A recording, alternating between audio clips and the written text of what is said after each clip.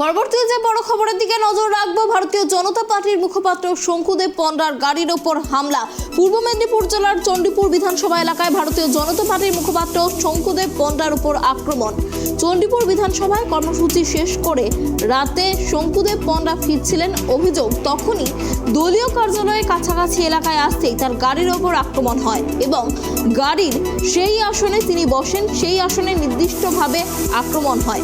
4টি বাইকে করে দুষ্কৃতীরা আক্রমণ চালায়, এমনটাই অভিযোগ।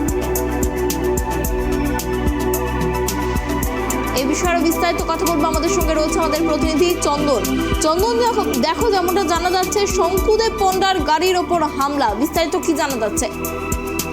একেবারেই শঙ্কুদেব পণ্ডা যেটা অভিযোগ করেছেন, গতকাল রাতে কাঁথি লোকসভা কেন্দ্রের চণ্ডীপুরে বিজেপির যে দলীয় কার্যালয়, সেই কার্যালয়ের সামনে বিজেপির মুখপাত্র শঙ্কুদেব পণ্ডা দলীয় কার্যালয়ে একটি মিটিং করছিলেন। ওই সময় ওই কার্যালয়ের নিচে তার গাড়ি ছিল, সেই গাড়িকে টার্গেট করে বেশ কয়েকজন দুষ্কৃতী তার গাড়ির উপর হামলা চালায় বলে শঙ্কুদেব পণ্ডা অভিযোগ করতেন। যদিও একজনের হাতে লেগেছে, তবে তার আঘাত গুরুতর নয়। পরবর্তী সময় একজনকে দলীয় কর্মীরা ধরে ফেলে, যারা এই দুষ্কৃতী ছিলেন। বাকি নাকি 3 জন পালিয়ে যেতে সক্ষম হয়।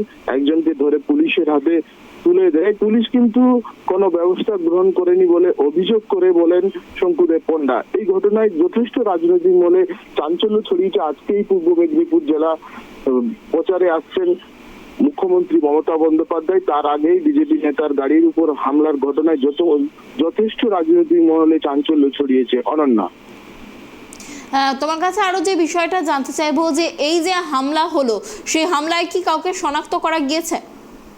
একজনকে নাকি শনাক্তকরণ করে পুলিশের হাতে তুলে দিয়েছে বিজেপির কর্মী সমর্থকেরা, যারা ওই দলীয় কার্যালয়ের সামনে বিজেপির যে মিটিং চলছিল সেই সময় যারা উপস্থিত ছিলেন।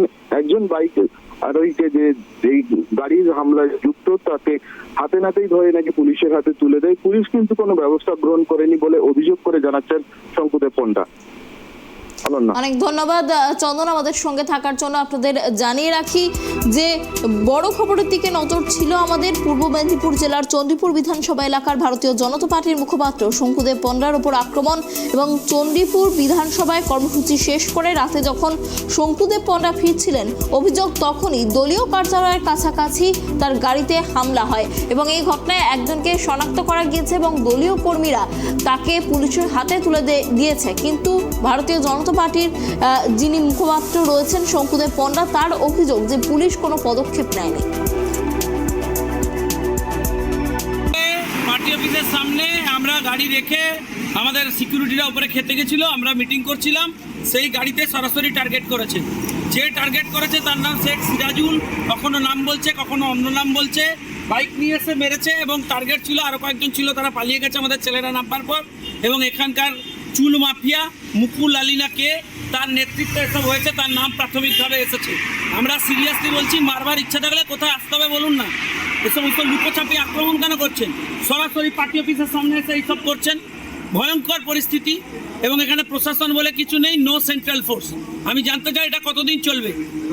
এই জিনিসটা বন্ধ করবেন নাকি আমরা স্পেসিফিক্যালি পুলিশের এগেনস্টে ইলেকশন কমিশনে যাব?